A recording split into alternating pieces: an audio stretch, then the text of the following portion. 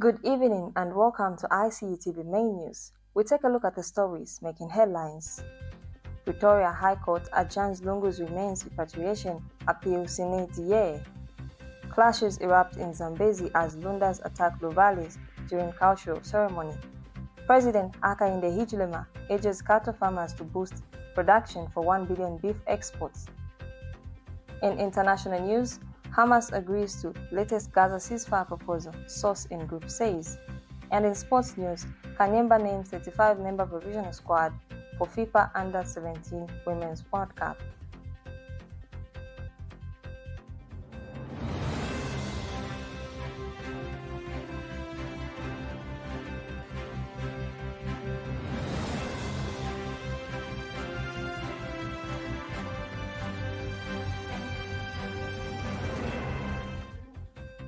With the news in details, my name is Chakwel Sonda. The Pretoria High Court has adjourned Sine Die indefinitely the appeals case of former Zambian President Edgar Chagwa Lungu, whose family is contesting a court order directing the repatriation of the remains. The indefinite adjournment means the case has no set for date for resumption, prolonging uncertainty around the High Court profile legal battle. Has since filed an application for leave for direct access in the Constitutional Court. And on those bases, the parties have agreed to allow the Constitutional Court process to unfold. And in the circumstances, we have agreed that by agreement between the parties that this application for leave to appeal be postponed sine die. And there's no mention insofar as the question of cost is concerned. I'm advised that the draft order which provides for this arrangement has been uploaded under pocket ZB01 on case lines. But there's just one typo there. It just fails to, there's an omission that it does not record that it was by agreement. That will be corrected. A fresh draft order will be uploaded which would reflect that the postponement is by agreement between the parties. Do you have a hard copy? The hard copy.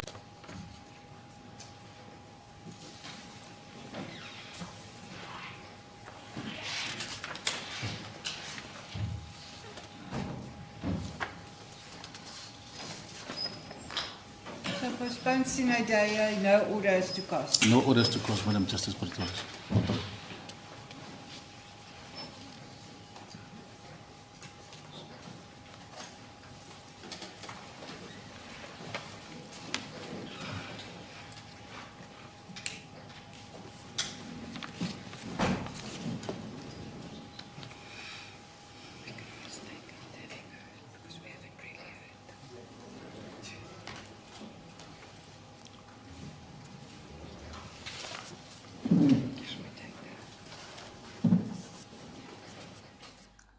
President Hakainde Hichilema emphasizes government's commitment to boosting the cattle industry to hit a target of at least 1 billion in beef exports. Speaking through Infrastructure and Housing Development Minister Charles Milupi at the 2025 Luanza traditional ceremony in Monza district, he encourages cattle farmers in Bwengwa to enhance production to support this goal. President Hakainde Hichilema also urges the Luanza Traditional Ceremony Organizing Committee to prepare for an expanded cattle auction next year, highlighting its importance for breed improvement and industry growth. He notes government investment in the sector, including water infrastructure like dams and deep tanks in Bwengwa. President Hichilema reiterates government dedication to improving Zambia's lives through empowerment and development programs.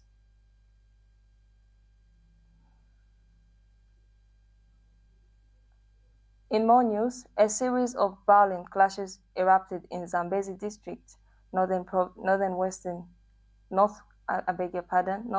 province on August 17th, involving members of Lunda and the Luvale communities during activities related to the Likumbi Yamizi ceremony. Police spokesperson Ray Hamonga confirmed that the violence began when the Lundas attacked the Luvales gathered to welcome a visiting cyclist, resulting in injuries, property damage, and the destruction of a motorcycle. Mr. Hamonga states that the officer who responded to restore order were met with resistance, including the use of balls, arrows, and stones. He further reported that 115 suspects were apprehended and a variety of offensive weapons were recovered at the scene. Mr. Hamonga adds that security operations remain ongoing to maintain peace and protect all citizens in the district. The Zambia Police Service in Zambia's district of Northwestern Province recorded a series of violent incidents that occurred on the afternoon of yesterday, the 17th of August 2025, when a group of Lundas launched attacks on Luvales who had gathered in numbers to welcome a cyclist, Muleya, who is in Zambia's district, to attend the Lukumbili music ceremony. The attackers also ambushed a rider from the welcoming procession, assaulted him, and set his motorcycle ablaze. Police officers quickly moved in to restore law and order, but were met with resistance from the Lundas, who resorted to the use of bows and arrows against the officers.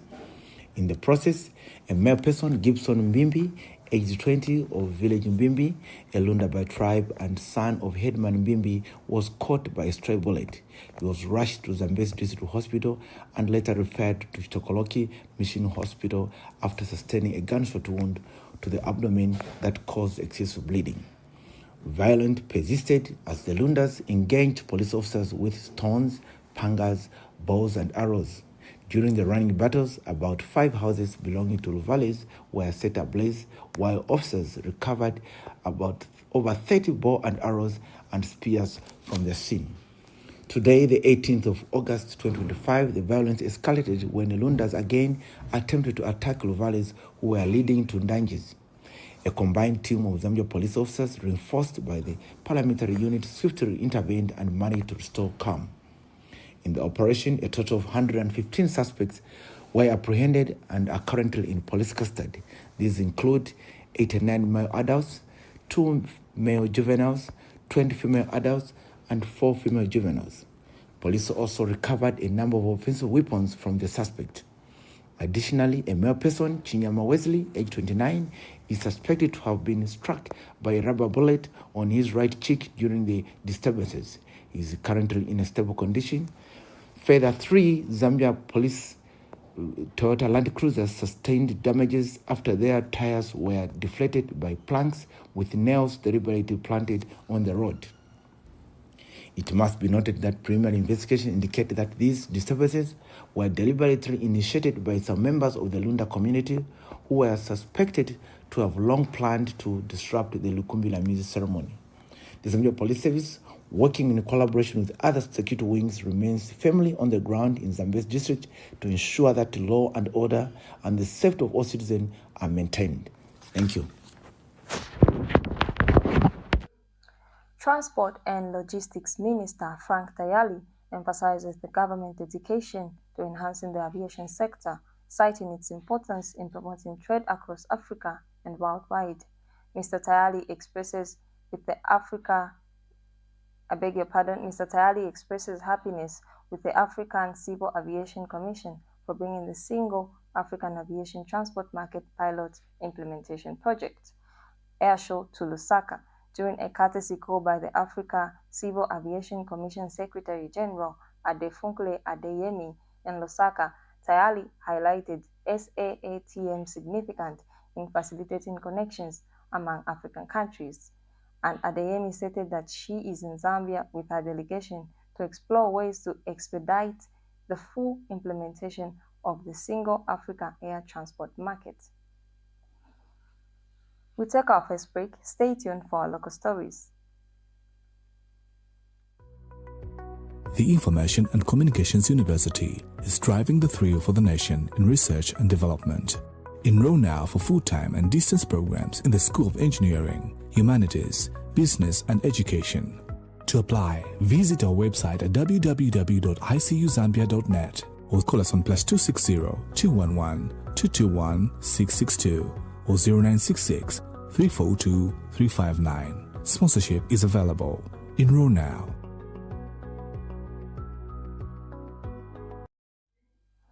Welcome back. We continue with our local stories.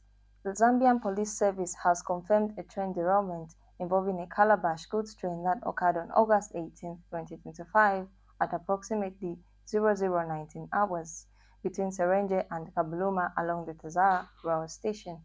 Police spokesperson Ray Hamonga stated that the incident, which involved 7 wagons propelled by 2 locomotives, was reported by a Calabash locomotive driver, Mr. Obed Cheleshi. Mr. Hamonga explains that 6 wagons derailed, 4 of which completely fell off the track after the front bogie of 1 wagon veered off the rail line. It further notes that no injuries or fatalities occurred, although the accident caused significant infrastructure damage, including bent rails and destroyed concrete sleepers. Mr. Hamonga adds that preliminary investigations point to suspected tampering with the railway line, and an inquiry file has been opened as police continue to investigate.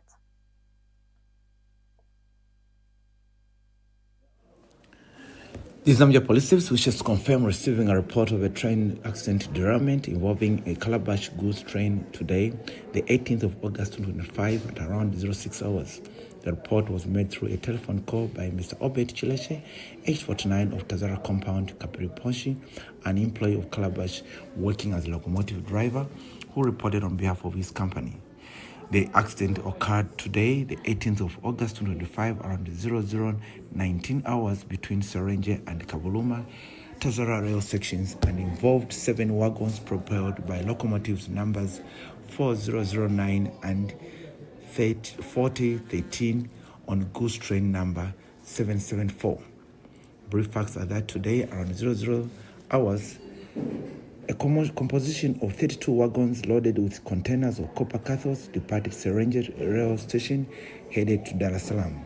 Unfortunately, wagon number CR94952914 had its front bogie veer off the rail line, resulting in 6 wagons capsizing, 4 completely falling off the rail line, while 2 slipped off.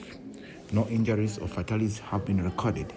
However, the derailment caused damage to approximately 100 concrete sleepers stretching about 70 meters, as well as 12 bent rails. Preliminary investigations indicate that the cause of the accident was deliberate tampering with the rail line. Some components of the unscrewed rail line were discovered dumped in a nearby bush, seemingly in readiness for conveyance by unknown persons. At present, works at the accident site have not yet commenced, as Tazara is awaiting materials to replace the damaged sections. The rest of the train stock remains intact and secure, and the affected wagons remain closed with their cargo safeguarded. An inquiry file has been opened, and investigations have since been instituted in the matter. Minister of Green Economy and Environment, Honorable E. Mposha, has mandated the indefinite shutdown of U Metals Limited due to the company's failure to comply with environmental regulations. During his tour to the Copper Belt to evaluate mining operations' adherence to environmental laws, Mposha emphasized that practices harming communities or the ecosystem won't be tolerated by the government. The closure highlights the government's commitment to upholding environmental standards and fostering responsible mining in line with Zambia's economy goals.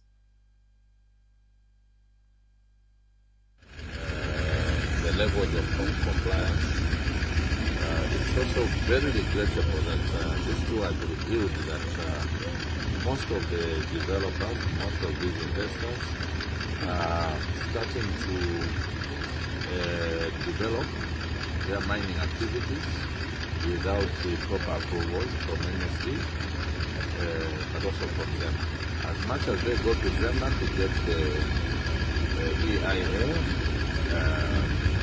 approved, they must also ensure that they follow up with all the other government wings, particularly Mine Safety Department, when it comes to the tailing facilities. I want to just appeal to them that it's very important as they come to invest, be it local or foreign investors, and all of us must comply with the regulations that are there, the laws of the country, the laws to do with the protecting the environment. We've also noted the high levels of dust pollution which we want to direct that all these facilities we visited, but beyond these facilities we visited, they must ensure that as they work, they must control the dust pollution. It's important that they suppress the dust. You're still watching Icu TV main news. We'll take a short break. We'll be right back with more sports and international news. Stay tuned. Did you know that mental health conditions are treatable and recovery is possible? Hi, I'm Ngenia Moyo. I'm your host on Let's Talk Mental Health. I invite you all to this show where you freely express yourself, and together we find a solution. For more details, you can contact 0777 93 73 92, and we'll be there to help you find solutions to whatever you're going through.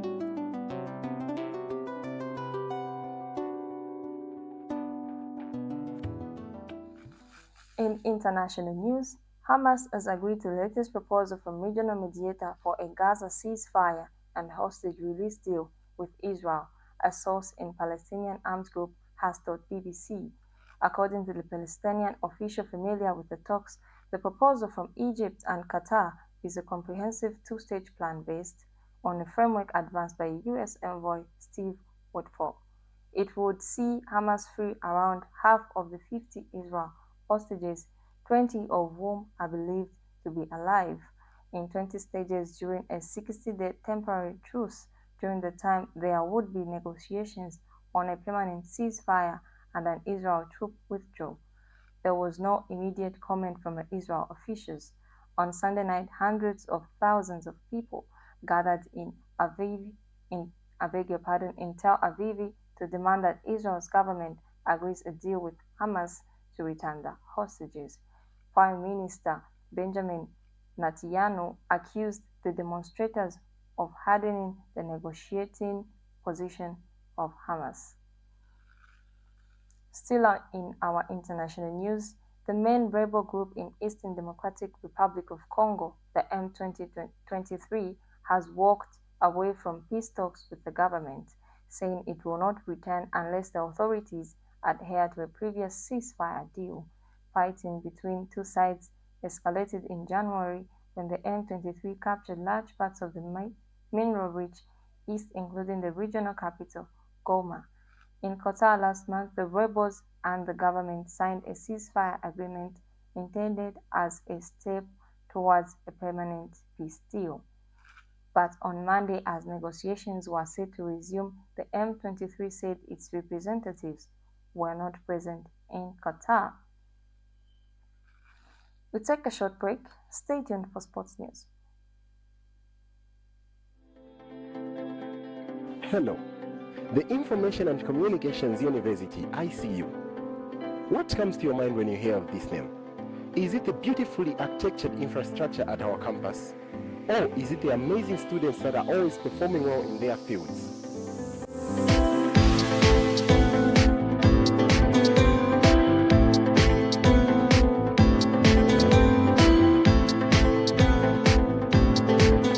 My name is Zimba Emmanuel, and I present to you Alumni Chronicles, a program that gets to look at all students that have passed through the corridors of ICU and are making an impact in society today. Join me every week as I sit down with former students and get to listen to them, what they have to say about life after they've been through the university. Remember, it's Icu TV every week.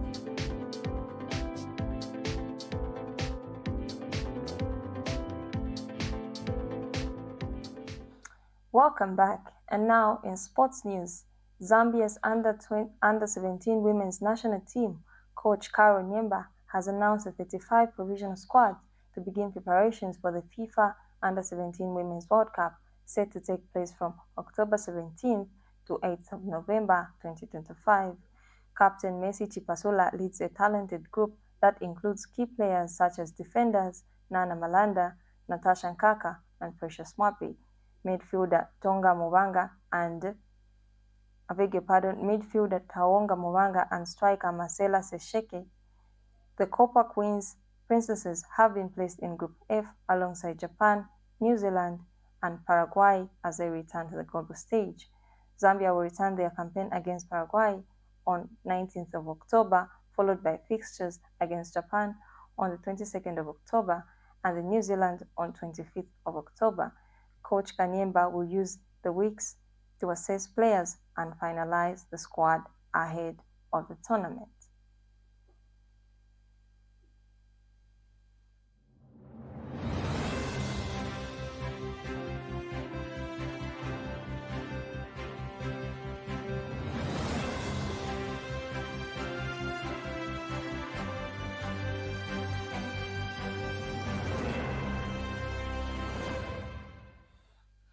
That sports item brings us to the end of the main news. But before we go, we take a look at the stories making headlines. Pretoria High Court adjourns Lungu remains repatriation, appeal sine die. Clashes erupt in Zambezi as Londas attack Luvales during cultural ceremony. President Hakainde Hichilema urges cattle farmers to boost production for 1 billion beef export target. And in international news, Hamas agrees the latest Gaza ceasefire proposal, source in group says. In sports news, Kanyemba names 35-member provisional squad for FIFA Under-20 Women's World Cup. Thank you so much for watching ICU TV News. For more updates, stay glued to our Facebook page and our website on icutvzm.com. Have a good night.